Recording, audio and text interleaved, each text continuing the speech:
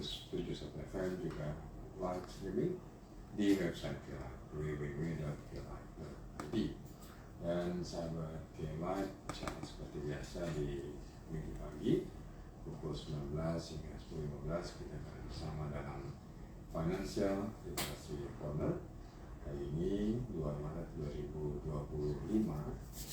itu artinya puasa lancar, keuangan aman di bulan Ramadan. Tentunya Anda bisa bergabung di acara ini selain melalui radio, juga Anda bisa masuk ke IG di live IG Kelight 1071 KLIT FM, juga live IG Dr. Meriza Henry di @meriza_henry. Dan alhamdulillah pagi hari ini kita sudah bersama Dr. Meriza Henry dan Kang Ujang. Assalamualaikum, selamat pagi semuanya. Waalaikumsalam warahmatullahi wabarakatuh. Selamat datang kembali di Kelight. Kesannya dari mana gitu ya? Ini sampai masuk bulan Ramadan. Alhamdulillah, tapi saya agak-agak bertanya-tanya Kang Ujang. Kenapa ya Kang Indra tuh kalau bukan bulan puasa semangat gitu. Sekarang pas di masa bulan puasa suaranya malah kendor gitu. Sesuaikan dengan suasana. Aduh. Kesannya puasa. Ini agak bertentangan dengan tema kita hari ini. Puasa lancar, keuangan aman, kayaknya lemes kayaknya. Aduh, Bang. Ini tahun lalu kan 2024 tuh 2025. Nah, memang Kang Ujang ya alhamdulillah. Pertama-tama kita ucapin ini dulu ya Kang Ujang ya. Iya. Selamat menjalani ibadah bulan Ramadan ya Kang Ujang, puasa di bulan Ramadan 1446 Hijriah. Semoga amal ibadah kita selama bulan Ramadan ini bisa kita tingkatkan, diterima oleh Allah Subhanahu wa taala. Dan kita endingnya sih berharap sih peningkatan takwa kita itu bisa kita capai gitu. Ya saya kemarin ingetin sama Kang Ujang, Pamer jangan lupa terus belajar. Kirain Kang Indra kita tuh libur gitu. Rupanya masa gentingnya sekarang ya. Betul. Inilah ya pengalaman tahun-tahun sebelumnya. Kan puasa ini banyak orang bilang pengeluaran malah nambah. Betul. Besar ya Pak Mer ya? Betul Kang Ujang. Kalau ada sebuah konsep yang saya dapatkan Kang Ujang, bahwa selama ini kita di bulan Ramadan itu dipengaruhi budaya. Ya. Budaya itu ada 5 Kang Ujang. Ada bicara value, belief, habit, bahasa dan komunikasi. Ya. Kalau dari sisi value ya ini ada bulan yang benar-benar kita yakini bahwa kita bulan yang kita hormati gitu ya, untuk nambah ibadah gitu ya. Lalu apapun yang terjadi kita percaya, belief ya, bahwa kita percaya bahwa ini akan mencoba meningkatkan keimanan kita pada Allah. Yang ketiga yang nggak masalah, kebiasaan. Jadi betul, jadi kadang-kadang kebiasaan ini mengalahkan value dan belief kami. Nah, kan ke pola hidup kita kan berubah kan Ujang. 30 hari ini buka puasa dan sahur gitu ya gitu. Nah lalu ada yang menarik kan Ujang, dan bahasa kita juga mulai bahasa yang selektif gitu ya, tidak macam-macam. Lalu gaya komunikasi kita juga terlihat perbedaan, tapi yang saya bidik adalah di kebiasaan, habit gitu. Nah dimana kalau saya sendiri melihat dan merasakan sendiri gitu ya, bahwa ada perubahan kebiasaan gitu loh. Kebiasaan dimana kalau buka tuh ya luar biasa gitu. Kadang-kadang beli sesuatu, kita bahas itu doom spending. Doom spending gitu. Kalap gitu kan. Biasanya bahkan ada di sosial media tuh war takjil war. Takjil war. Betul. Jadi rebutan takjil gitu ya kan gitu ya gitu. Itu membuat sebuah kebiasaan baru kan tuh. Kadang-kadang beli sesuatu, kalau kita ngikutin Rasulullah mah cukup dengan kurma ya gitu ya gitu, nggak perlu kalau saya lihat tuh es buahnya ada, kurmanya ada, kemudian kolaknya ada gitu, dan semuanya dibeli kan gitu loh gitu. Dan kadang-kadang tidak termakan ya Pak Maria. Pastinya kan pastinya. Kenapa? Yang tadi bicara adalah kebiasaannya gitu. Ya, tajil war itu jadi In juga sekarang ya, hype juga kemarin. Kenapa? Karena menjadi sebuah kebiasaan baru. Nah, lalu yang kedua Kang Ujang, setelah buka puasa nanti setelah taraweh jalan pulang tuh, banyak jajan, belanja lagi gitu ya gitu. Lalu di sela-sela menunggu sahur antara sahur tuh ada yang lewat beli lagi deh sahur gitu. Sahur juga kan seadanya sih ada. Yang nggak kalah penting apa coba Kang Ujang? Coba Kang Ujang tebak. Antara kita puasa sampai maghrib apa coba kebiasaan baru? Tidur. Tidak. Tidur mah nggak masalah, tidak mengeluarkan biaya. Ini apa ngabuburit ya kabarnya? Ngabuburit, iya, tapi lebih parah lagi sekarang. Kalau ngabuburit pasti menjelang sore. Oh. Ya, apa kebiasaannya? Ini dari pagi. Iya, Waktu. pegang HP, Oh, iya ya. lihat TikTok, Iya. Shopee Live. Mau belanja ya. Nah itu Kang Ujang tuh gitu. Eh, Ini benar-benar saya memetakan, oh iya ya, benar-benar sesuatu kalau kita lihat ini malah ekstrim malah. Saya memang lihat TikTok, pasti saya nggak naif lah. Saya lihat X ya, Twitter dulu ya kan. Saya IG, tapi yang saya cari adalah kajian-kajian Kang Ujang, ya. Kajian saya pelajari itu Ustaz Adi Hidayat, UAS gitu ya, itu saya pasti ya. Cuman masalahnya teman-teman kan seringnya yang TikTok bisnis kan Ujang. Itu keranjang kuning tuh nggak lepas-lepas gitu tuh. Masuk. Nah, saya lihat, oh ini loh kebiasaan Kang Ujang tadi. Bukannya konsep dasar tadi, kalau value sama beliefnya adalah nambah ibadah gitu. Yeah. Bagaimana kita perbanyak ngaji, zikir gitu ya. Kalau kita dengan ceramah dari ini momen kita untuk, kalau bisa kan 2 bulan yang lalu udah mulai persiapan sebenarnya. Rajab, Syaban, Ramadan ya gitu. Itu udah, kalau dari Rasulullah kan 3 bulan itu adalah bulan yang utama gitu. Nah, pas momen-momen Ramadan, karena kita tadi bicaranya adalah tentang kebiasaan ya, malah kurang ibadahnya. Nah, karena konsep kita adalah financial literacy for financial freedom, kita membahas itu Ujang. Puasa lancar, keuangan aman. Kalau puasa insya Allah lancar ya Pak ya. Nggak jamin juga sih, karena tergantung kalau ditonton di TikTok down way gitu. Ya, bisa puasa mata nggak ya? Ya kalau udah bicara sosmed, betul nggak Kang Ujang? Betul. Puasa mata nggak, puasa telinga nggak, gitu. Nanti nitip ke Pak Ustadz yang ceramah ya. Tolong isi dengan mengaji ya. Betul. Belanja. Betul. Nah, artinya kan betul katanya lancar sih, question mark juga sih, tanda tanya juga sih gitu. Karena ada kebiasaan baru gitu ya. Kalau dulu kan kalau Kang Indah bilang tidur mah enak, ya gitu gitu. Tapi kan ketika kebiasaan orang, saya nih Kang Ujang, kemarin saya naik angkutan umum, menarik saya lihat kebiasaan orang sekarang gitu. Naik angkot, saya pengen nyoba naik angkot, kan mobil kan di kampus. Saya dari travel, saya naik daripada Grab kan, cuma naik angkot ledeng gitu. Kang Ujang, mobil penuh sama penumpang, ada satu HP saya sama masukin di tas gitu. Saya tahu saya nggak mau ada apa-apa kan, apalagi duduk di pinggir pintu kan. Kita pegang HP, nanti orang lihat lagi gitu. Ada teman mbak saya, semua orang buka HP dari awal saya masuk, dari dekat Pusdai RRI sampai saya turun ke kampus, semuanya buka HP. Ini sebuah fenomena baru nggak? Padahal kalau kita tahu safety gitu ya, di tempat umum jangan buka HP. Kenapa? Bisa jadi orang turun gitu atau diambil gitu. Nah, tapi bagi saya ini sebuah hal yang sudah menjadi sebuah kebiasaan baru gitu. Nah, jadi Kang Ujang tidak menjamin juga Kang Ujang puasa lancar. Kita nggak tahu apa yang dibuka gitu loh. Kan lapar mata. Nah, itu lapar mata sih boleh, tapi yang dilihat naon gitu.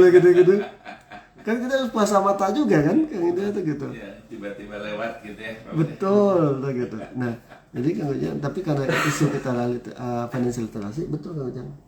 Keamanan keuangan tuh. Kalau saya 3 Kang Ujang, keamanan keuangan tuh. Aman semasa Ramadan, aman waktu Lebaran, aman setelah Lebaran. Kenapa sih perlu sama gitu? Kadang-kadang orang kalap kan gitu. Kalapnya kemana? Menjelang Ramadan tuh, beli baju bla bla bla semua gitu. Pinjam sana, pinjam sini. Percaya nggak Kang Ujang? Kemarin karyawan saya tuh ngutang Kang Ujang 1 juta, dan nggak pinjol, nggak bayar, gila, gitu. Itu terjadi di Cirebon. Pinjol itu. Pinjol. Dia punya kan kerja tuh di toko kue. Dia karena waktu itu dia keperluannya untuk beli, kan temannya punya HP baru nih ceritanya. Kan di Cirebon tuh ada 10 karyawan. Nah di situ kan mumpung lah masih muda gitu, masih single gitu kan, ya anak-anak lulusan SMK kayak gitu. Singkat cerita, temannya beli HP baru, panas nih ceritanya gitu, beli tang kan gitu. Kan ada juga yang di lewat aplikasi tuh Aku Laku ya, ada gitu. Nah, singkat cerita, kan kalau saat ini dia kan kerjanya bayarnya harian.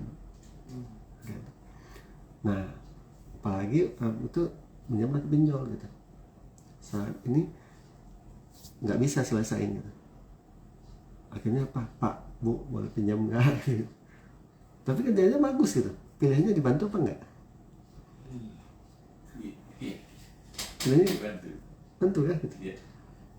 Akhirnya dibantu tuh, tapi kan bagi saya nggak bisa kehilangan dia kan gitu, kerjanya bagus. Jadi kalau begitu, karena HP ini kita orang banyak gampang dapat informasi, apalagi usulan pinjol, itu kan jadi masalah kan ya gitu. Jadi masalah. Saya wanti-wanti banget tuh kalau di Cirebon. Saya nggak mau tahu lagi, ini nggak boleh terjadi gitu. Udah ada anak. Kenapa? Akhirnya endingnya kita juga yang rugi gitu. Ini kita juga yang rugi kan gitu. Nah bagi saya, kalau gitu makin memperkuat Kang Ujang. Literasi keuangannya adalah sebuah kebutuhan ilmu, skill dasar, pengetahuan dasar yang harus dimiliki oleh setiap. Jadi kalau di sana saya sudah edukasi anak-anak tuh masalah literasi keuangan. Kan sayang banget gitu. Kenapa? Efeknya ke kita nggak? Iya. Gitu. Kenapa saya bilang efeknya ke kita? Karena pastilah di situ. Nah bagi saya konsepnya saat ini bagaimana ngamanin keuangan Kang Ujang. Keuangan di masa Ramadan, keuangan pas Lebaran, keuangan pasca Lebaran. Kenapa? Karena konsep 50, 30, 10, 10 banyak yang tidak paham gitu loh. 50, 30, 10, 10 itu 50 untuk kebutuhan rutin, 30 untuk investasi, 10 untuk dana tabungan, 10 untuk dana darurat. Nah karena nih yang saya takutkan gini Kang Ujang, karena kebiasaan baru itu adalah pas buka puasa, istilahnya pas apa lagi Kang Ujang, sahur gitu ya, siang-siang gitu. Nah ini ancaman sebenarnya Kang Ujang buat setiap orang untuk ini mengamankan keuangannya gitu. Apalagi lebaran nanti mudik kumaha ya. Itu kadang-kadang kan dipertentangan ya Pak Made. Yep. Ketika kita mudik kita tidak mau bersilaturahmi. Betul. Tapi ketika mudik banyak orang yang memaksakan diri untuk bisa berangkat gitu. Tampil seperti yang dipersepsikan orang ke dia gitu. Betul. Saya bilang gini, mudik itu adalah sebuah untuk silaturahmi betul gitu. Tapi nggak perlu harus seperti yang ingin kita dipersepsikan oleh orang ke kita gitu. Saya tadi malam baca sebelum tidur tadi malam tuh baca sebuah artikel tentang stoikis ya. Itu aliran filsafat tentang bagaimana kita tidak overthinking gitu. Wah dapat banget gitu loh ya, stoikis itu aliran filsafat bagaimana kita untuk mengurangi kita overthinking. Jadi kalau overthinking itu kan kita tuh berpikir terlalu berlebih ya. Dan kadang-kadang kita mengikuti apa yang dipersepsikan orang kepada kita gitu. Misalnya gini, saya mudik, wah kamu kan udah lama di Bandung gitu, kamu pulang pakai mobil apa gitu. Itu udah kebayang tuh, masa mobil kamu nggak Fortuner ya? Gitu. Saya udah dipersepsikan gitu kalau jangan gitu. Kalau pesawat, kamu pulang pakai pesawat apa? Pakai Lion. Kok kamu naik Lion gitu. Jadi kan kita terperangkap dengan pikiran kita sendiri gitu. Di Ramadan juga kita akan kena, apalagi pas Lebaran, pas mudik itu. Nah akhirnya apa? Teman-teman saya banyak yang kejebak Kang Ujang. Kejebaknya di mana coba? Rental mobil gitu ya kita. Ya, paksain rental mobil. Rental mobil itu minimal kan 7 hari, kalau Bukit Tinggi itu 7 hari sampai 10 hari itu minimal loh Kang Ujang. Coba yang disewa adalah Fortuner, berapa sehari gitu. Kalau kita nampil ke sana bawa mobil besar itu, tentu keluarga saya atau tetangga-tetangga, wah kamu orang kaya gitu. Tentu ngajak makan sana sini. Itu akhirnya kejebak lagi. Jebol juga kan, tambah kejebak kan gitu. Itu akibat kita overthinkingnya gitu. Iya. Lalu apalagi yang Ujang? Tentu kita nggak mungkin bawa oleh-oleh, beliin lagi oleh-oleh gitu. Jadi kita terjebak dengan pikiran kita gitu loh. Itu akan menghancurkan kita, keuangan kita di masa Ramadan ini. Nah, jadi bagi saya endingnya gimana? Pas di setelah Lebaran kumaha kemudian tabungan habis gitu, bayar cicilan kudu di ini kena teman saya tuh. Dan ada fenomena menarik juga ketika kita kumpul bersama keluarga besar. Ya. Itu jadi ajang pamer gitu Pak. Nah betul sekali. Jadi kayak panas-panasan gitu ya. Nah, itu apalagi tambah lagi nanti kumpul alumni. Benar kan punya kesan. Saya kan di Bukit Tinggi itu pasti teman SD, SMP, SMA gitu. Pasti mereka minta ketemu terus gitu. Bro, lu ketemu sini, ketemu kayak gitu. Itu pasti kita akan kejebak lagi ya. Di situ orang panas-panasan gitu. Panas-panasan gimana nih? Pakai baju ini, pakai ini. Lu bawa mobil apa gitu. Ini efeknya kemana-mana lah kan. Karena kita isunya adalah puasa lancar, keuangan aman gitu. Ini kan ngeganggu konsep aman keuangan tadi gitu. Dan saya rasakan teman-teman saya yang melakukan itu kejebak sendiri. Kenapa kan? Yang mudahnya mendapatkan uang sekarang, pinjaman uang. Coba lihat di sosial media kita. Ngapa hilir keluar jalan terus ya pinjaman berapa jam sekali ditawarin gitu. Betul, 40 juta. 50 juta. Anda meningkat ya. Tergantung nomor kita sudah berapa tahun, minimal 3 tahun ya gitu. Ini dapat sekian. Itu godaannya luar biasa nggak kan? Iya. Luar biasa godaannya. Persyaratannya juga mudah, cair dalam 1 jam. Betul, pakai KTP di foto kan. Kang Ujang ini dari kalau dulu kita ke bank syaratnya luar biasa ya. Mungkin karena kalau saya itu angkatan ke bank, ngajuin ke bank dulu ya gitu. Syarat ini minta surat ke kampus segala kayak gitu, slip gaji segala gitu. Dulu kita mikir mau minjem kan, malu masa ke SDM minta slip gaji gitu. Lalu prosesnya nanti ditelepon ke saudara, ini bener nggak, verifikasi kita dulu gitu kan. Jadi kita sendiri ada boundaries gitu, ada batas kalau kita mau ngajuin ke bank bebannya. Sekarang kan enggak, tinggal pakai KTP, lihat di sini di foto gitu. Teman saya gitu, saya lihat, oh gitu caranya. Saya pengen tahu gitu, gimana sih cara pinjol itu semua. Ya, ajuin masukin ke aplikasi, ada foto, KTP, pegang KTP sama fotonya gitu. Oh kayak gini. Artinya apa? Ini menghancurkan orang untuk literasi keuangannya gitu. Begitu mudahnya kan Ujang. Nah di bulan Ramadan makin gencar, coba aja lihat. Ingat nggak Ujang dulu konsep berpikir orang kaya, menengah, sama miskin? Ya. Nah, bagi pemilik modal yang punya pinjol itu adalah pola pikir orang kaya. Kenapa? Dia punya uang lalu diputarkan gitu ya, diputarkan gitu Kang Ujang. Nah jadi oleh karena itu Kang Ujang menjadi isu buat kita. Nah ada beberapa 3 poin yang saya highlight Kang Ujang untuk di tema kita kali ini. Yang pertama, sahabat-sahabat, supaya puasa lancar, keuangan aman di bulan Ramadan, 1, bikinlah anggaran. Bikin anggaran. Basicnya tetap di situ. Anggaran. Betul, karena anggaran itu bicaranya 2 Kang Ujang. Rencana pengeluaran, rencana pemasukan. Nah, itu harus dihitung banget. Jadi selama Ramadan ini gimana nih?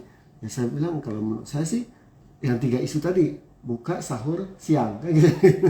Kebiasaan kita di Ramadan nih. Ya udah. Nah, kalau saya sih ya masak makan apa sih gitu. Saya bilang kalau kita sebagai orang muslim ya contohnya Rasulullah ya gitu kan. Makan tidak berlebihan pas buka puasa kan gitu. Tidak semua di meja gede semuanya ditaruh, nggak usah gitu. Kenapa? Belanja sekarang beli ini minimal jajan 50.000 minimal gitu. Beli ini rata-rata dihitung habis juga 150 sampai 200.000 loh.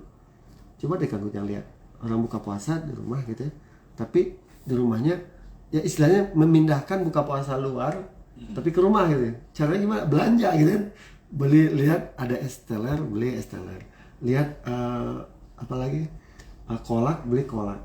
Di keluarga kita ada 5 orang, coba deh Kang Ujang, saya 5 tuh, saya, ibu, istri, Kolak itu ini Pak 15.000, saya 5 kali 5 berapa? 75.000 tambah es teler 15.000, 50.000.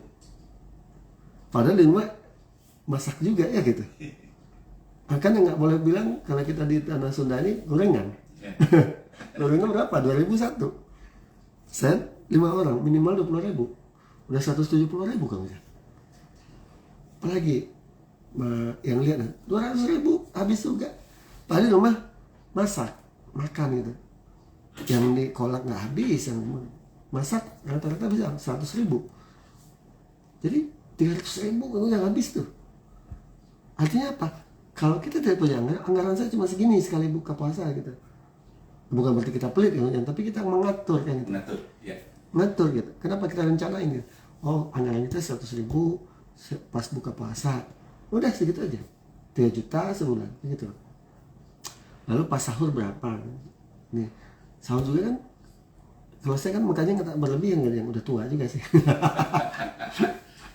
Jadi kalau kita nggak ikutan ya tuh kan saya aja yang ngaku-ngaku gitu ya gitu. Terus biasanya ngantar cerita ngalamin. Anggarannya penting sekali kalau jangan. Anggaran, jadi berapa sih anggaran? Termasuk anggaran nanti pas mudik. Itu kan menentukan mudik nggak mudik ya gitu. Ya kalau begitu saya bersyukur sahabat-sahabat kialat kalau orang tua dekat gitu ya gitu. Orang tua dekat nggak perlu mudik. Kalau saya kan harus pulang ke Bukit Tinggi. Kalau ke Motua pulang ke Palembang. Itu sekali jalan berapa kemudian?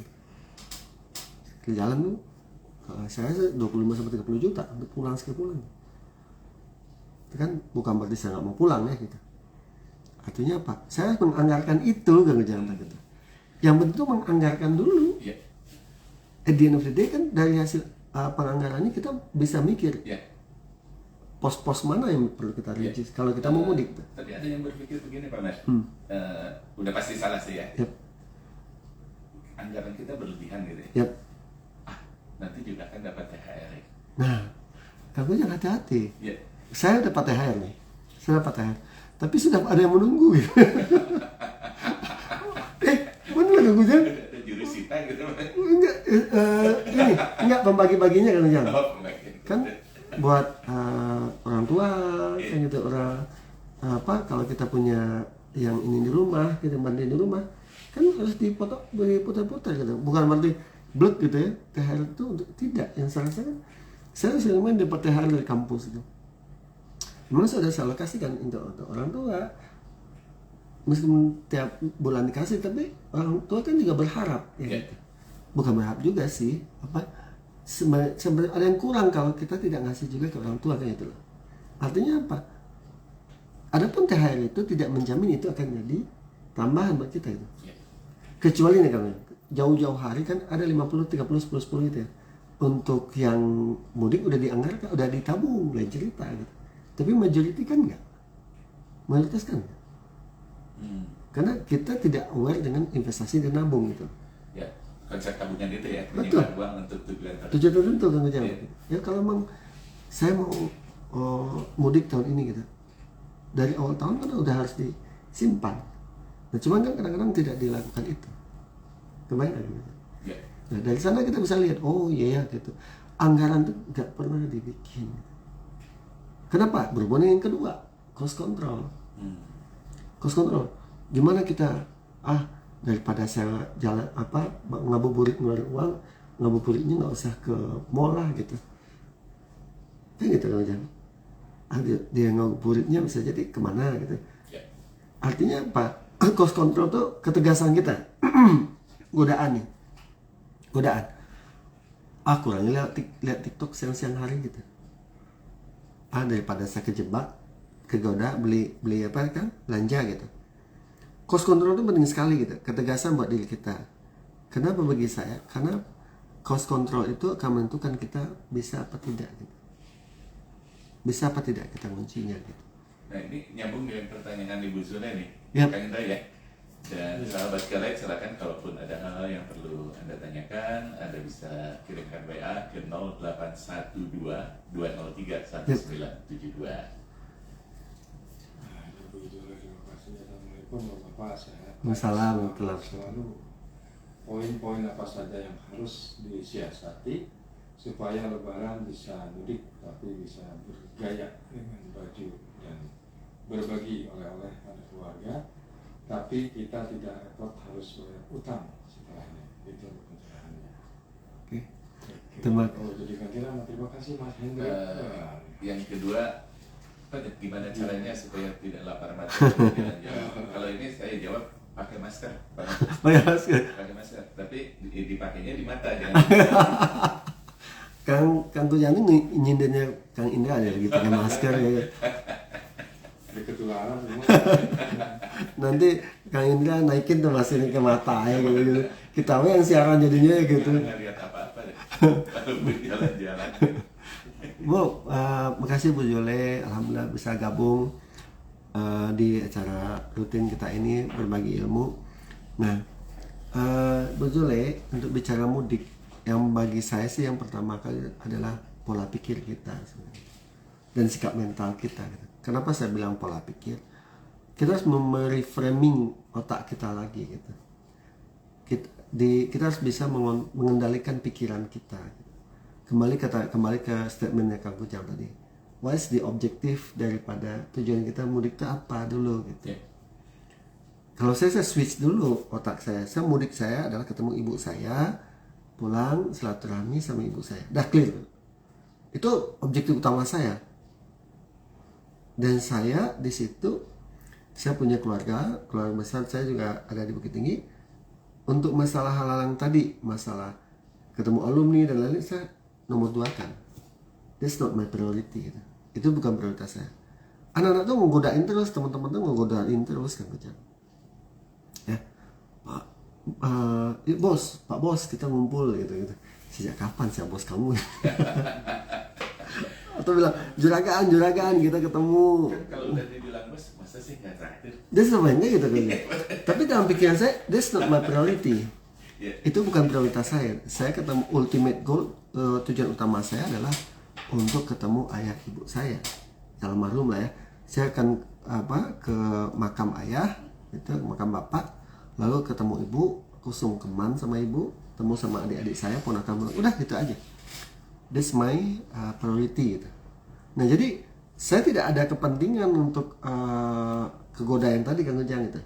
Kata Bu Zule tadi bagaimana dengan baju penampilan segala gitu. Jujur Kang Ujang, kapan mau pulang pakai Fortuner atulah gitu, atau Pajero gitu. Itu kan ekspektasi mereka akan persepsi mereka kepada kita gitu. Saya switch, saya bukan itu, mending saya pulang pakai pesawat aja. Gitu. Kalau saya pakai mobil minimal 2 hari saya nyetir gitu. Di dalam perjalanan ada risiko saya di situ. Risiko kecelakaan, risiko apa lagi Kang Ujang? Mobil gimana di jalan dan segalanya gitu. Saya kan mitigasi risiko saya juga kudu jalan. Lalu pulang-pulang nanti di sana saya lelah. Minimal sehari 2 hari saya tidur. Nyetir 2 hari itu kan capeknya luar biasa Kang Ujang gitu. Lalu pulang lagi Kang Ujang. Kebayang Kang Ujang tuh. Habis lebaran saya harus bawa mobil lagi pulang. Udah kebayang nih. Jalan lintas Sumatera lagi Kang Ujang. Kebayang mas saya mobil-mobil besar. Dan saya bukan mental lagi, mental pembalap saya udah hilang gitu.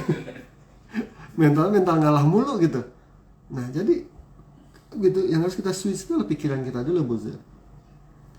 Nah yang kedua bagaimana penampilan? Kalau saya sih saya tidak mau terjebak dan harus branded dan segalanya gitu, baju segala tidak. Yang penting cocok gitu. Itu cocok. Saya tidak perlu. Saya malah nggak pernah tuh beli baju-baju buat lebaran ya gitu. Karena itu bukan prioritas saya gitu. Di keluarga juga nggak saya tekankan harus pakai baju baru segala tidak gitu. Jangan penting kita udah menggunakan proper gitu, kecocokan baju kita dan sopan dan segala gitu. Yang ketiga adalah bagaimana saya bersikap ke semua gitu. Artinya tidak harus saya membuat sesuatu yang seolah saya harus jadi yang ter gitu di depan keluarga, di depan ini semua, tidak kan. Yang ngalir aja gitu, ngalir. Berat, pasti berat kan, melawan sesuatu yang sudah biasa kita lakukan. Ya. Itu. Jadi kalau saya Bujole pulang, bawa saya berempat tuh pulang ke Bukit Tinggi itu, saya istri sama 2 anak saya. Kadang-kadang kita backpackeran aja kan tuh. Masing-masing masukin baju ke tas, tas ransel tuh. 1 koper udah selesai gitu. Kenapa? Si istri kan nggak mungkin dia bawa tas ransel. Saya bawa ransel sendiri. Si Farhan bawa ransel sendiri. Fazil bawa ransel sendiri. Udah baju masuk situ masing-masing gitu loh. Kenapa? Saya ingin menimbulkan ke anak saya nggak perlu ribet gitu loh. Karena ribet itu membuat saya harus beli ini, beli itu, beli ini, beli itu gitu. Kalau kurang ya beli di sana aja gitu. Nah, jadi saya selalu tekankan ke anak-anak saya. Bahkan ketemu saudara sepupu dia tuh, oh kok anaknya biasa saja gitu. Saya mengajarkan gitu. Artinya apa, Bu? Yang paling utama tuh pola pikir dan sikap mental. Mental kita siap menerima itu enggak gitu. Karena dalam otak saya nggak masalah penampilan saya biasa, yang penting tabungan saya ada gitu. Buat apa? Setelah lebaran nanti saya jor-joran, pinjam ke pinjol, gak ada ini gak ada itu misalkan aja, saya bayar gitu. Padahal setelah lebaran itu saya mulai starting from zero lagi gitu, nggak ada beban kan aja. Nah disinilah pola pikir kita harus dirubah dulu. Mau pola pikir orang miskin, mau pola saya khawatir kalau yang biasanya kita miliki itu pola pikir orang menengah Ya. betul ya. Kesohor tapi tekor. Kita ingin tampil bagus di depan keluarga besar di kampung halaman, kita percaya kalau yang benar, kalau dia sampai nyewa mobil Pajero pulang gitu. Selama perjalanan pulang ada risiko nggak yang kecelakaan? Ya. Tinggi sekali. Itu mobil rental lah, harus kita balikin nggak itu? Rugi 2 kali kan gitu loh. Pemilik rental kan nggak mau tahu mobilnya ke barat dan segala gitu. Di kapal nanti gimana? Dalam perjalanan Sumatera, lintas Sumatera gimana? Ya kalau saya mikirnya sampai ke sana, tapi saya nggak tahu ke yang lain gitu, karena saya mitigasi risiko. Mending saya pulang pakai pesawat, berangkat dari Bandung pakai travel sampai bandara naik, nanti dari Padang ke Bukit Tinggi biasa saya disebut sama adik saya, kalau nggak saya tinggal pesan travel, duduk manis, nggak ada risiko. Dan saya bisa sambil baca, saya sambil nulis kan aja. Di bandara saya bisa buka laptop, di pesawat saya juga. Kemarin saya pulang dari Papua, di pesawat, makanya ide saya 5 jam di pesawat, laptop saya nyala gitu, bisa nulis. Artinya apa? Produktivitas kita ada di situ, daripada saya nyetir aja gitu. Ya kalau udah di Bukit Tinggi, saya tinggal minjam mobil saudara adik saya kalau mau keliling-keliling. Kalau mau saya pakai Grab aja gitu. Artinya apa, Bu? Pola pikir dan sikap mental. Karena Pak, mental kita bisa nggak, siap nggak untuk menurunkan ego gitu. Jadi kalaupun nanti saya ketemu saudara aku, biasanya memang itu pilihan saya gitu. Ngapain saya paksain harus ngutang? Itu Bu Jule. Lalu yang kedua, nah betul, kata-kata kunci terakhir, 1 kata itu gengsi. Gengsi itu banyak dipakai oleh orang pola pikir menengah. Kecuali Kang Ujang kita udah punya anggaran tadi dari awal tahun, setelah lebaran tahun 2024 kita benar-benar sudah istilahnya gini Kang Ujang, udah kita siapin gitu. Pasti lain kayak cerita, karena kita udah punya uangnya. Ya manggawe, tapi saya tetap sih Kang, saya nggak komen setuju dengan orang yang ria ya gitu. Ingin tampil. Kenapa? Yuk kita harus mikirin juga mental saudara kita di kampung halaman. Jangan jomplang lah gitu. Jangan jomplang. Saya teringat kata-kata teman saya, jangan sampai orang tuh nggak nyaman sama kita, malah iri sama kita, didoain kita yang nggak benar gitu, lalu jangan gitu. Jangan sampai lah. Kalau saya aja mikirin perasaan keluarga atau teman-teman, jadi tetangga di kampung halaman, janganlah gitu. Kalau harusnya kita bisa tampil apa adanya saja gitu, malah dia akan melihat perubahan kita sebelum dulu setelah kita sekarang sama aja gitu, nggak ada perbedaan. Tapi coba ketika kita bawa gayanya gimana mewah segala, orang-orang itu juga malah menjauh sama kita. Padahal kita butuh mereka gitu kan. Ibu saya ada di Bukit Tinggi, tetangga-tetangga itu kan harus jangan sampai mereka tuh persepsi jelek sama kita, sombong dengan kan kata kunci orang pasti nggak kita sombong kan. Akhirnya dia nggak ini sama kita, nah, akhirnya pasti ke kita lagi. Nah itu Bu, saya belajar dari pengalaman aja Bu, yang saya rasakan yang harus kita pola adalah pola pikir kita dan apa istilahnya kalian, mental kita, bahwa kita di mudik itu tujuan kita bukan untuk menampilkan lebih, tapi tujuan kita apa, bersilaturahmi ke orang tua kita, keluarga besar kita gitu. Maka apapun gimmick masalah tampilan baju oleh dan segala itu usahakan biasakan aja gitu. Dan itu udah saya terapkan di keluarga. Ada cerita buat saya ke sana tuh, ya daripada saya pulang nanti ditagih ya saya mikir ulang gitu. Udahlah, ya mobil bisa saya bawa pulang kok Kang Ujang. Tapi dia bilang, kok mobil kamu kecil? Saya mikir lagi gitu. Terus saya capek Kang Ujang, capek, nggak menikmati hidup gitu. Kecuali pakai sopir kan gitu. Cuma sopir kan privasi nggak dapat. Mau ngobrol apa di mobil itu gitu. Bocor nanti keluar. Ya, Pak Mirza tuh gini loh, gini anak-anaknya gini, itu kan bocor nanti keluar. Sangat nyaman gitu. Itu kan Jan? Iya, kalau dengerin apa kata orang mah capek. Oh, nggak habis-habisnya Jan? Iya. Nggak habis-habisnya. Itu saya lihat bagaimana sih caranya kita tuh mengendalikan pikiran kita gitu. Mengendalikan pikiran. Jadi kita sering terjebak overthinking itu. Overthinking. Kadang-kadang saya kemarin di ini sama temen, bro, lu tuh nggak malu, kenapa gitu? Lu sekelas lu, laptop lu tuh harus Apple, gitu. MacBook lah. Gitu. Saya bilang, saya nggak peduli sampai ke sana sebenarnya gitu. Ya saya nyaman di sini cukup buat saya gitu. Saya tidak terlalu isu ke sana sebenarnya. Yang penting kan isinya ya gitu.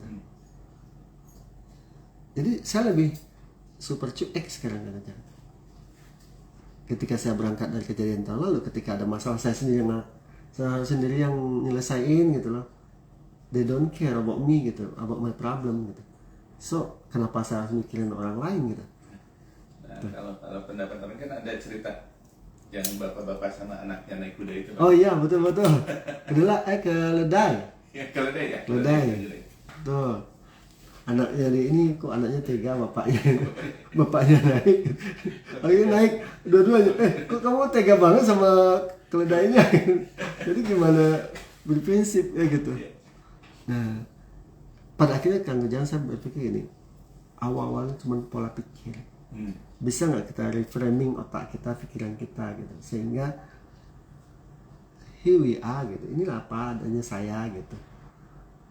Saya nggak mau follow karena ini berhubungan dengan keuangan kan. Berhubungan dengan keuangan gitu loh. Yang jelas kita sendiri, apalagi kondisi lagi tidak baik-baik sekarang. Saya sangat menekankan sahabat-sahabat sekalian, hemat itulah kata kunci buat kita sekarang. Itu cost control, pengendalian biaya itu benar-benar. Kita mau beli need atau want ini, need atau want. Kalau need saya akan beli, kalau want ntar deh, tunggu dulu. Itu menjadi kunci buat saya. Kadang-kadang kita udah tahu kondisi lagi tidak baik-baik saja, tapi want terus diikutin, kan nggak benar kan kita. Dan di sinilah kita harus benar-benar paham. Nah terakhir Kang Ujang, menjawab Bu Julie dulu ya. Gimana caranya supaya tidak lapar mata bila jalan-jalan? Ya Bu, kalau bisa jangan jalan-jalan. Nggak juga, bercanda ya Bu Julie, bercanda. Ibu, kembali sih, kalau saya sih bikin anggaran tuh menjadi sebuah hal yang dasar gitu. Mau belanja nih anggarannya berapa ya gitu. Mau jalan-jalan supaya tidak lapar mata, anggaran berapa sih sekali jalannya. Itu memang secara keilmuannya memang harus dilakukan Kang Ujang. Apapun lah, anggarannya berapa gitu. Bukan berarti kita tidak boleh jalan-jalan gitu. Contoh jalan-jalan ya kan ada jalan-jalan tuh ada tujuannya yang jelas, itulah yang digunakan. Cuman masalahnya di masyarakat kita tuh seringkali impulsif buying kan Ujang. Yeah. Jadi nggak ada direncanain tapi tiba-tiba beli. Kenapa? Orang kita tuh gampang digoda. Digoda sedikit dengan diskon, ya gitu. Padahal dia nggak hafal diskon tuh udah dinaikin dulu kan gitu kan. Nah artinya Ibu, saya tetap kunci sih Bu, supaya tidak lapar mata. Pola pikir dulu yang harus dibenerin, bahwa Mirza bilang bedakan antara need dan want, itu aja kata kuncinya dulu. Yang kedua anggaran ada anggaran nggak di situ? Disinilah kita kunci namanya cost control tadi, pengendalian biaya gitu. Meskipun kondisi kita, kalau kita lihat ke agama, kita sudah sampai financial freedom. Kalau sesuatu itu adalah sesuatu yang mubazir gitu, kan nggak boleh juga di agama kita. Ngapain sih gitu, sesuatu yang kita beli, ya contoh pas apa kan, pas kita di TikTok misalnya, ada keranjangnya keranjang kuning gitu, pas nyampe rumah nggak dipakai gitu loh. Allah marah sama kita lah gitu. Nah oleh karena itu benar-benar kita harus benar-benar pola pikir ini harus dirubah gitu. Mudah tidak? Tidak mudah. Kadang-kadang tergoda lagi kalimat teman-teman, lo kok pelit amat sama diri lo gitu ya gitu. Saya bilang ini bukan masalah pelit gitu. Ada anggaran saya ada nggak di situ gitu. Saya punya anggaran nggak di situ. Kalaupun ada, saya harus maksimal segini gitu. Kenapa? Itu cost control saya gitu. Jangan maksain gitu. Nah saya sekarang nggak punya kartu kredit, saya nggak punya. Kenapa? Itu mempermudah saya untuk belanja gitu. Pinjol saya nggak pernah, alhamdulillah, dan amit-amit saya nggak mau pernah berhubungan dengan pinjol gitu. Oke. Nah sekarang saya pakai debit aja. Kalau debit kan sesuai dengan keuangan kita di situ kan. Yeah. Tapi debit ini mengontrol anggaran saya ada nggak di situ gitu. Udah saya budgeting nggak sih untuk ke sana gitu. Kalau nggak ya sudah. Kang Ujang percaya nggak, minggu kemarin saya berangkat ke Papua hari Senin malam. Ya, Senin malam dari Cirebon. Saya kan ngajar di Cirebon tuh. Pagi-paginya saya ada PKM kampus. Berangkat dari sini jam 6 itu karena kan bawa mobil dosen Cirebon. Nah, lalu sampai jam ngajar sampai jam 3-an kan kemana? Ke Papua malam ngajar dari Selasa, Rabu udah pulang lagi gitu. Ada teman, Pak Mer titip koteka dong. Saya bilang, saya pikir gitu. Satu bukan buat saya tapi buat dia gitu loh gitu. Saya bilang, saya mikir ada anggaran nggak saya ke situ. Kalau ingin sifatnya kata Bu Zole gimana mata ya gitu, lapar mata. Oh bagus produk di sana kan di Papua itu bagus, kerajinannya bagus, bajunya bagus. Cuma saya mikir ada anggaran nggak saya di situ gitu. Apalagi teman saya bercanda, Pak Mer bawain koteka dong gitu. Ada sesuatu yang bagi saya nih. Jadi Bu Zule first about our thinking, pikiran kita kemana gitu, mikirnya kemana, kita reframing lagi gitu, need atau want ini. Yang kedua tadi anggaran kan, yang ketiga cost control. 3 kata kunci ini aja buat saya sudah. Nah, jadi ketika ke mall kemana, kita harus mikir need atau want. 2, ada anggaran nggak di situ? Udah kita anggarkan nggak di situ? Ketiga cost control. Insya Allah itu lapar mata bisa kita kendalikan. Kang Ujang boleh nggak? Ini ada pertanyaan nih dari Paf. Ini anak didik saya juga di Cirebon nih. Paf ini Ayu nggak salah nih. Pak Mer izin bertanya, kan kebutuhan pribadi ternyata besar, keuangan usaha malah lebih besar untuk memenuhi kebutuhan pribadi. Padahal itu udah diketatin. Akhirnya profit kecil, gimana ya Pak? Nah, basic pertanyaan dasar yang harus kita, ini menarik ya. Pertanyaan dasar yang kita harus kita jawab ketika kita mau berbisnis adalah what's for me gitu. What's for me? Apa manfaat buat saya? Pasti ya, pasti kita bisa mengunci Kang Ujang yang harus kita butuhkan itu sesuai kebutuhan kita bulanan, betul nggak? Iya. Saya selalu menekankan teman-teman, kita berbisnis harus bisa menggaji diri kita gitu. Ya. Kita harus bisa menggaji diri kita. Zong bagi saya ketika bisnis yang kita jalankan itu tidak bisa menggaji kita. Jadi ada standar minimum yang harus kita tetapkan gitu. Misal kalau kita di Bandung berapa? 4,3 atau 4,4 sekarang UMR-nya. 3,7 kan. 4, sekian, 4,2. 4,2. Nah, contoh kalau Ayu kan di Pavut. Pavut ini lupa deh, ini bukan Ayu deh. Sorry. Ini Bandung deh. Iya di Bandung, Kadin. Pavut. Karena di Cirebon Rajut. Nah, ini kalau salah Pavut ini nih. Pizza kalau salah ya. Pizza betul-betul. Ada pasar teh di Bandung Cirebon. Tapi masih aku ingat ini di Bandung deh. Teh Kadin kan? Ya, UMKM Kadin aku udah lupa juga gitu. Nah, teh nggak masalah teh. Basically yang harus kita penuhi itu hasil usaha itu harus bisa menutup kebutuhan kita bulanan dulu. Clear itu dulu. Jadi kita kerja untuk dapatin gaji. Benar nggak kerja?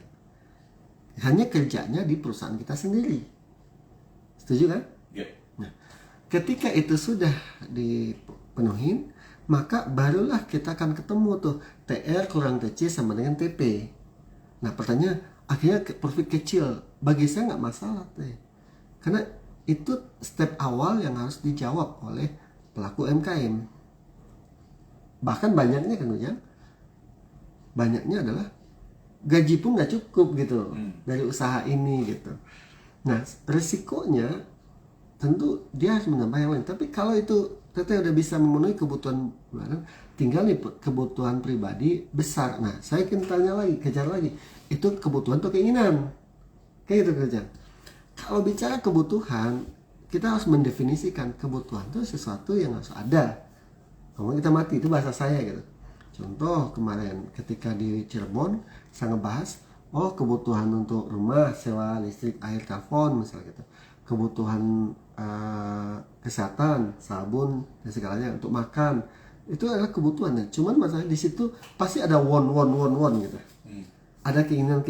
Nah, keinginan ini kan harus di cut off gitu, harus dipotong. Nah, ketemulah pribadi ternyata besar. Ya kalau teteh udah ketemu ya angka tersebut, misalnya angka tersebut kebutuhan kita sebulan 7 juta. Maka dalam konteks ini teteh harus komunikasi sama suami. Suami bisa ngasih berapa gitu. Karena pendapatan suami, misalnya suami kerja di tempat lain gitu. Ada 2 opsi. Suami kerja di tempat lain atau suami gabung di situ. Nah, kalau suami kerja di tempat lain kan dia dapat gaji tuh. Maka dia harus ditemu dari 7 juta, misalnya suami bisa ngasih 5 juta, maka 2 juta lagi tuh dari gaji teteh di sini gitu. Atau minimal UMR lah. Kalau UMR ya, kalau tadi 4,2 ya 4,2 teteh. Pak Mar, susah ya ngerjain usaha gitu. Ya, disinilah risiko kita berbisnis. Karena apa? Bisnis itu basisnya kalau kita sebagai seorang entrepreneur, kebutuhan kita tuh berapa gitu loh. Kan sama Kak Ujang, misalnya saya lamar ke Kak Ujang nanya saya, Pak Mar berapa gaji yang Pak Mar harapkan? Betul nggak kan? Yeah. Pasti basis saya, biasanya jawaban saya apa? Tergantung kebijakan perusahaan. Naif gitu, basi. Betul nggak kan? Basi jawaban gitu. Kenapa saya bilang basi? Karena Pak, kita tidak pernah menghitung, ya Bapak kalau sesuai UMR ya segini kan gitu.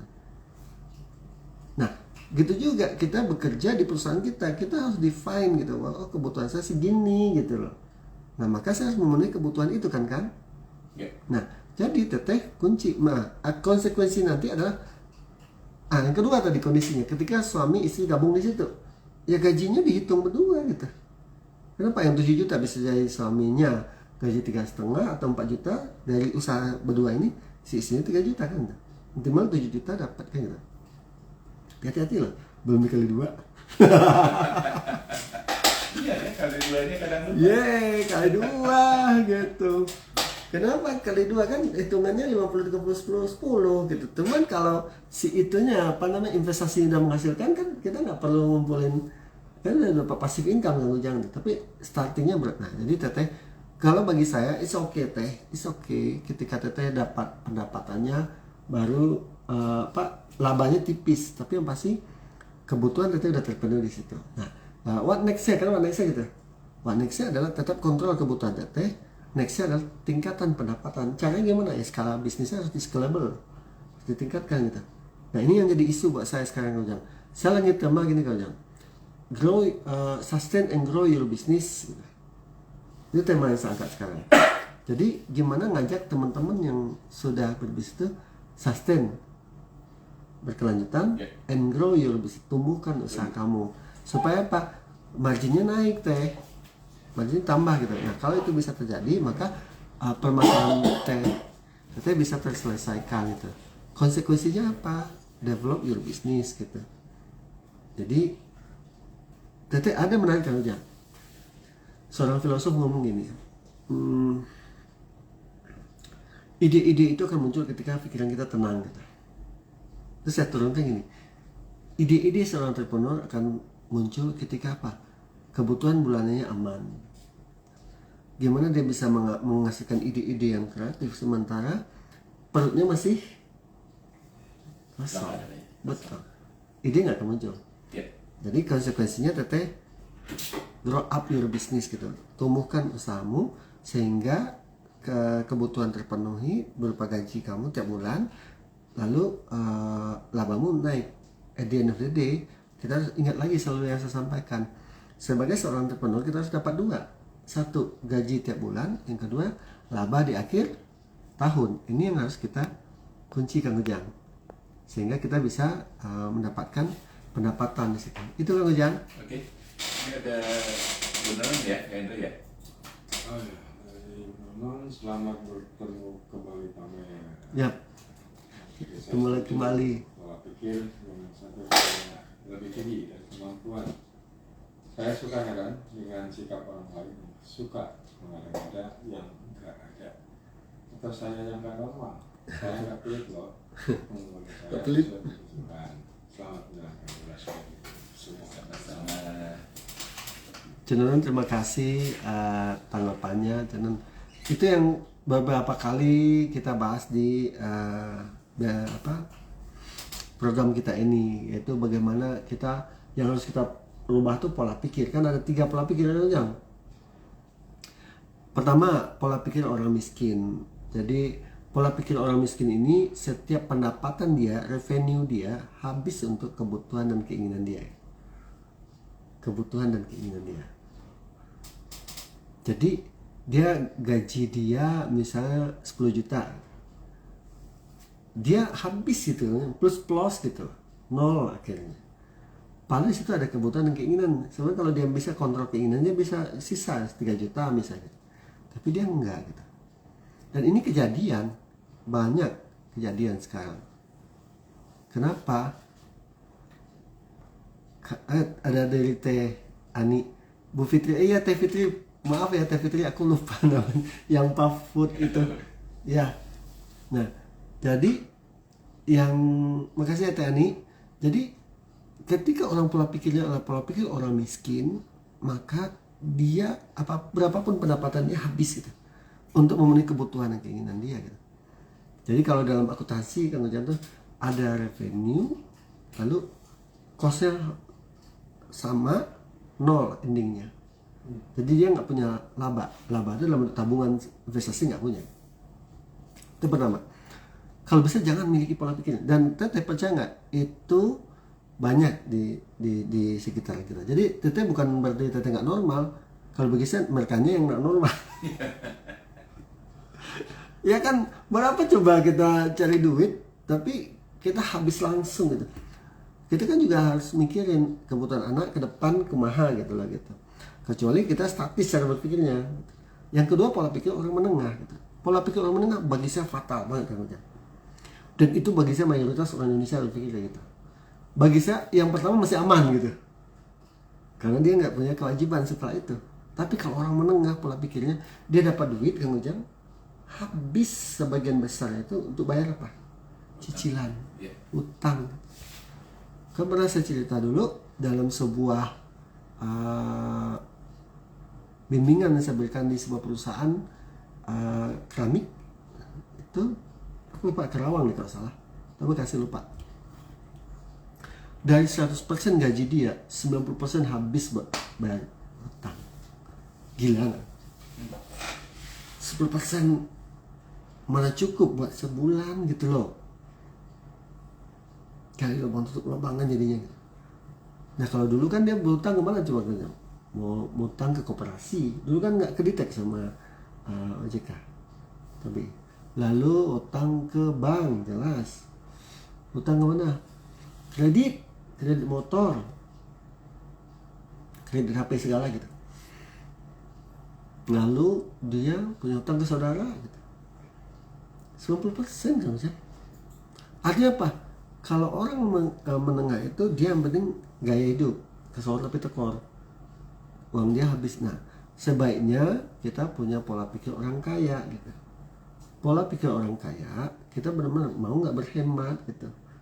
Gak macam-macam gitu kan jangan tadi, gak macam-macam. Jadi kalau kita punya gaji pasanglah 50, 30, 10 tadi gitu. 50% itu kebutuhan kita tekan banget. Betul, setuju, saya sama Cik setuju. Bukan berarti saya pelit ya, tidak gitu. Maka yang 30% saya pakai untuk investasi. Kenapa? Saya muter gitu. Saya berinvestasi itu membeli masa depan gitu. Oke, saya membeli masa depan. Maka saya akan nanamkan uang saya di situ gitu kan, jangan gitu. Lalu saya nabung, lalu dana darurat gitu. Nah, ketika itu terjadi, maka kita akan bisa mengamankan keuangan kita gitu. Jadi saya setuju sama Cenonon, bukan kita pelit gitu. Maka ini mereka kalimat terakhir, pengeluaran sesuai dengan kebutuhan, itu kata kunci banget. Pengeluaran sesuai kebutuhan itu kuncinya banget. Jadi selisih gaji kita dari 10 juta tuh bisa jadi yang kita pakai cuma 6 juta. 4 juta kita pakai investasi, tanam gitu. Nah, saya kemarin sempat sharing dengan ibu-ibu dan istrinya ASDP. Nah, mereka minta ajarin tentang investasi ke emas gitu, ke saham dan lain-lain.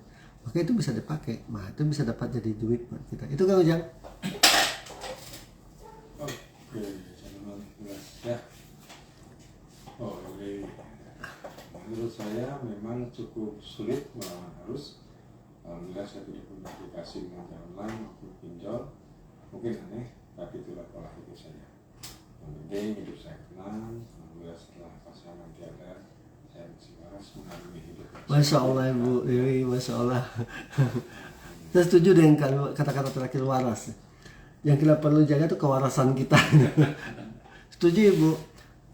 Ada teman saya juga di yang punya hutang, hidupnya nggak tenang banget, nggak tenang banget.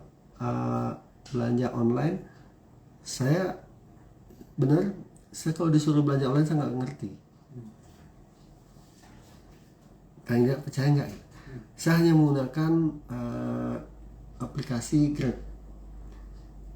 Yang saya gunakan hanya untuk transportasi. Saya nggak punya Shopee, saya nggak punya Topet, saya nggak punya yang itu. Paling saya punya, kalau aplikasi yang saya buka tutup tuh Topet. Apa namanya? Traveloka atau Agoda. Kalau Traveloka saya beli tiket pesawat atau hotel, Agoda saya pakai untuk pesan hotel. Yang lain saya nggak ngerti beneran. Jadi kalau Kang Kujang pamer, itu kenapa? Kalau saya makan sama Kang Kujang malam-malam, saya jalan ke depan. Serius? Saya nggak ngerti Kang Kujang. Padahal ingat Kang Kujang, kalau mau masih Rangga kalau Rangga ada di sini, saya nggak pernah ke depan. Tinggal pakai Shopee. Apa saya sebut Nggak apa-apa. Dia ngerti gitu. Sampai seusia saya ini. Karena saya nggak pernah. Paling kalau di rumah saya beli apa-apa tuh minta tolong karena ayah butuh ini, tolong cariin gitu. Kemarin tutup mobil, beliin ya Farhan, beliin sama Farhan. Ayah butuh untuk kebutuhan kerjaan lah anak saya. Tapi saya sendiri sampai saat ini nggak ngerti. Saya setuju sama Bu Dewi. Bu Dewi memang sih kadang-kadang kita nggak melawan arus Bu. Saya di HP saya nggak punya Bu aplikasi-aplikasi itu gitu. Dan saya entah kenapa gitu. Dan itu udah pasang dulu, tutup lagi. Saya nggak ngerti caranya gitu. Dan saya udahlah nih, jadi aplikasi online saya pinjol juga nggak ada, Bu. Nggak, saya nggak mau. Padahal tergoda, butuh uang segini gitu. Kan dapat project misalnya. Project itu kan kita ngeluarin uang dulu. Saya mikir enggak deh, saya bilang gitu. Artinya apa? Saya menutup diri dari itu gitu. Dianggap aneh pasti, Bu. Saya dianggap aneh gitu. Padahal di kampus saya ngajarin apa coba? Entrepreneurship. Digital ekonomi gitu. Bukan berarti saya nggak ngerti. Nah, artinya apa? Ketenangan saya dapatkan, Bu. Saya tidak pernah ditelepon sama pinjol, saya tidak pernah telepon. Ya kan ada istilahnya sekarang di dalam cara ngutang di belanja online itu kan pakai paylater ya kan, Indra ya. Saya tahu pakai paylater aja. Bahkan kemarin beli tiket pesawat gitu ya.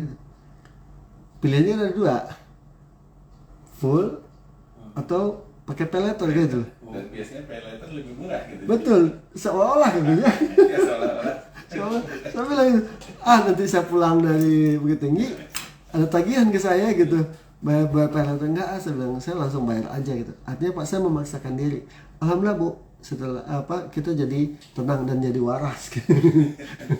Kita jadi waras gitu, tidak pernah punya hutang ke sana. Intinya setuju Bu Dewi, memang melawan arus itu positif dan artian mengendalikan diri kita sebenarnya gitu. Nah, itu yang saya takutkan yang karena berhubungan dengan Ramadan ini. Begitu mudahnya mendapatkan pinjaman, begitu mudahnya membeli sesuatu dengan paylater, begitu mudahnya mendapatkan sesuatu karena fasilitas banyak gitu. Tapi setelah Lebaran kita pusing, bayar sana bayar sini. Akhirnya kita terjebak dengan apa, Kang Ujang? Pola pikir orang menengah. Akhirnya apa? Puasanya tidak lancar, kenapa? Stres, asam lambung naik, nggak puasa jadinya gitu. Jadi puasanya nggak lancar, Kang Ujang gitu. Akhirnya keuangan juga tidak aman. Kenapa? Di balik itu ada hutang. Maka 3 poinnya adalah, yuk kita bikin budgeting, dan budgeting itu pasti berangkat dari pola pikir aja. 2, cost control, mengendalikan biaya pasti berangkat dari pola pikir. Ketiga adalah tingkatkan pendapatan, itu basisnya pada pola pikir. Nah, jadi sahabat-sahabat, insya Allah kalau ini bisa kita lakukan, maka di bulan Ramadan ini ibadah kita meningkat, puasa kita lancar, keamanan keuangan kita aman di masa Ramadan, aman di masa Lebaran, lebih aman lagi setelah Lebaran. Kenapa? Kita harus memulai sesuatu yang baru lagi. Itu kan Ujang? Oke, ini jelas ya. Sudah kayaknya tidak ada lagi ya. Ya, tidak ada. Dan Waktu juga, kita juga benar. Oh, sudah jam 12. Sang Ujang jangan ini dulu, apa namanya? Sore-sore jalan-jalan sore itu apa namanya? Ngabuburit, masih lama Kang Ujang. Kirain Papa mau ke depan beli nasi goreng. Belum, tutup. Lihat ke situasi aja dulu. Oh gitu, ada yang tutup pakai kain gitu. Kayak apa sendalnya kelihatan Papa, kalau ditutup kan. Oh iya, Masih kelihatan. kakinya kelihatan ya gitu. Kang Ujang pengalaman Kang Ujang lihat dia ya gitu. Atau Kang Ujang mau ke masjid nih ceritanya. Ya alhamdulillah gak kerasa Kang Ujang udah 10:30 gitu. Enggak Kang. Oke, mungkin untuk Ya. selanjutnya nanti bisa di grup itu aja ya. Boleh Kang Ujang. Ya, di grup WA yang kita buat ya, sahabat-sahabat kreatif yang belum bergabung bisa langsung nanti kita share ya kembali untuk ininya, linknya. Oke, mungkin penutup dari Ahmed. Closing ya? Ya, closing. Atau menyapa. Oh iya, astagfirullah lupa saya. Nyapa teman-teman. Ya. Betul enggak yang teman-teman nyapa di IG Melisa dulu ya Kang Ujang. Kang Indra, makasih Kak Galih Pratama, makasih Ratna Rika Remada, makasih Teh Ani, makasih semua lancar ya ini dimsumnya Teh, semangat dimsumnya. Rifki Endika, makasih Ratna. Selamat pagi Pak Gobang Cerat hadir. Oh ya makasih Teteh. Lalu Terima makasih. Selamat pagi Pamer pagi Teteh. Sehat selalu ya Teh. Papa Desta makasih. Desta Outlet Madu Perhutani Bandung, terima kasih. Teh Nenden makasih Teh makasih. lanjutan Daps, nah dari Cirebon makasih, Nono Yanaya makasih, In Workshop makasih, Ruli TJ makasih, Teh Fitri makasih Teh, ini aku ingat tadi Teh Ani ngingetin aku. Oke, Suara Alam Mbak Ayu makasih, Mbak Yuli makasih, NCH LSDW makasih, Asra Hani makasih, Irma Yanti Rizky makasih, Elda Masito makasih, Fazil makasih nak, Pak Raffi makasih Kabalai Dinas Koperasi Kota Jabar. Dari IG-nya kira banyak juga story Desi Oktaviani 1971 makasih, Yuni Basteri makasih, Budi Briti makasih, FRDB FTR makasih, Rina Kustina 71 makasih, Zebra Cross 7 makasih, Teti Karyawati makasih, Ani Muhaimin makasih, I Haswati makasih, Tenunun makasih, Santi Ochan makasih, Nianastasis makasih, CNCR ANE makasih, Monori makasih, Kaset Jadul Gu makasih, Miftah makasih, Aliani makasih, Sinta Hayamita makasih, Kang Opa makasih. Assalamualaikum, waalaikumsalam Kang Opa, sehat-sehat selalu. Kang Opa itu di Australia. Ya. Sehat selalu Kang Opa, terima kasih sudah bergabung. Tuh, Kang Indra. Iya, sip. Semoga lancar puasa dan bisnisnya ya. Masih banyak waktu untuk cari peluang bisnis juga di bulan puasa ini Pak Mer ya. Betul kan. Ya tadi walaupun satu sisi ada pengeluaran yang berlebih, tapi satu sisi itu menjadi peluang untuk usaha juga. Nambah pendapatan. Iya, nawarin sesuatu ya. Oke, Pak Bujang, ada yang sampaikan? Sudah cukup. Sudah cukup. Oke, ya, sahabat Live, rasanya kita akhiri pertemuan di minggu pagi ini dalam Financial Advisory Corner, insyaallah hari Minggu depan kita kembali bersama. Terima kasih, Pak Mer. Sama-sama. Assalamualaikum warahmatullahi wabarakatuh. Waalaikumsalam warahmatullahi wabarakatuh.